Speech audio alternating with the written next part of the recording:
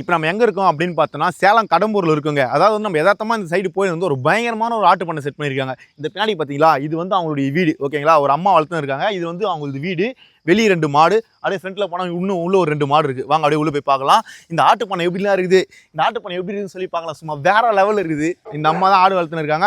ஆட்டுக்காகவே இங்கேயே இருக்கிறாங்க, இங்கேயே சமைச்சு சாப்பிட்டு அந்த மாதிரி இங்கே ஆடு பார்த்துட்டு இருக்காங்க. இதை பார்த்தீங்களா, இது வந்து அவங்களுடைய வீடு. இதில் தான் வந்து அவங்க இருக்கிறாங்க. அப்படியே இந்த சைடு வந்தோம்னா ஆட்டு பண்ணை. என்ன அழகாக சிம்பிளாக ஆட்டு பண்ணை செட் பண்ணியிருக்காங்க பார்த்தீங்களா.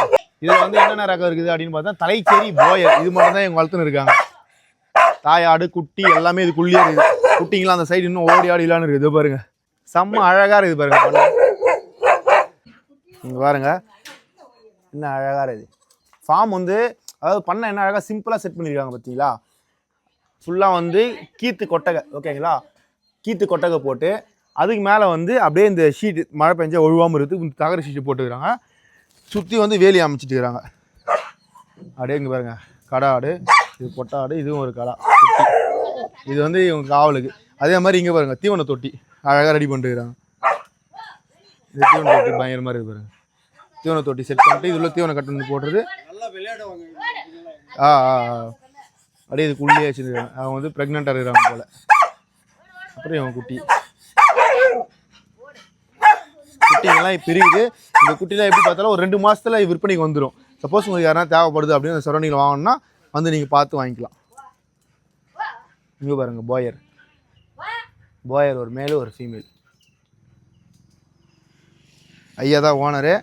ஐயா அம்மா இவங்க 2 பேர் இந்த பண்ணையை பராமரிக்கிறாங்க.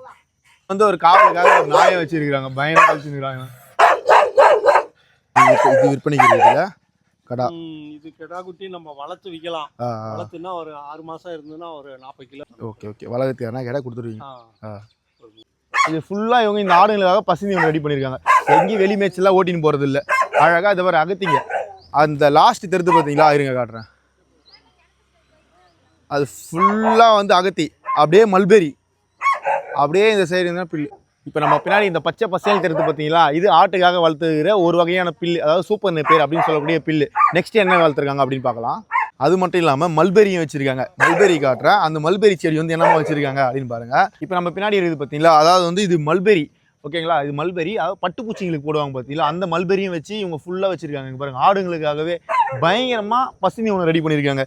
நம்ம வந்து ஆடு வளர்க்குறோம் அப்படின்னு சொல்லிட்டு ஆட்டுக்குட்டி பிடிச்சிட்டு வந்துட்டு அதுக்கு பசுந்தி உணவு இல்லாமல் அங்கங்கே வீடாக போய் கேட்டு வாங்கி வந்து பண்ணின்னு இருக்கோம். ஆனால் இவங்க என்ன அழகாக விவசாய நிலத்தில் பசுந்தி உணவு போட்டு ஆடு வளர்த்துன்னு. அதாவது நீங்கள் ஒரு ஆட்டு பண்ணை வைக்கணும் அப்படின்னா இந்த மாதிரி தான் வைக்கிறோம். ஃபஸ்ட்டு அதுக்கான பசுந்தி உணவு என்னென்ன அப்படின்னு சொல்லி ரெடி பண்ணி வச்சுட்டு அதுக்கடுத்து நம்ம ஆட்டுக்குட்டி பிடிச்சி அதுக்கப்புறம் வளர்க்க ஆரம்பிச்சோன்னா ஒரு லாபகரமாக இருக்கும். ஃபஸ்ட்டு நம்ம இவங்க என்னென்ன பசுந்தி ஒன்று வச்சுருக்காங்க அப்படின்றத நான் உங்களுக்கு காட்டுறேன். அதுக்கப்புறமா வந்து இவங்க என்ன ரேட்டுக்கு விற்பனை பண்ணுறாங்க அதெல்லாம் அப்படியே அவங்ககிட்ட கேட்டு நான் உங்களுக்கு சொல்கிறேன். ஓகேங்களா, வாங்க நெக்ஸ்ட் பசுந்தி ஒன்று என்ன வச்சுருக்காங்க அப்படின்னு சொல்லி பார்க்கலாம். இங்கே பாருங்கள், அதே மாதிரி அந்த மூலையில் தெரிஞ்சு பார்த்தீங்களா, அந்த மூலையில் இருக்குது பார்த்தீங்களா, அது வந்து வைக்கோல் மாடுகளுக்காகவும். அது மட்டும் இல்லாமல் அதுலேயே வந்து அந்த கள்ளக்கொடி இருக்குது பார்த்தீங்களா, அதை வந்து நம்ம வைக்கோல் மாதிரியே வந்து ரோல் பண்ணி கத்தை கட்டி அதை வந்து எடுத்து வச்சுருக்குறாங்க. இதுங்க அதையும் காட்டுறேன் எப்படி இருக்குதுன்னு பாருங்கள். இதோ பாருங்கள், தெரியுதுங்களா, இது வந்து நம்ம கள்ளக்கொடி.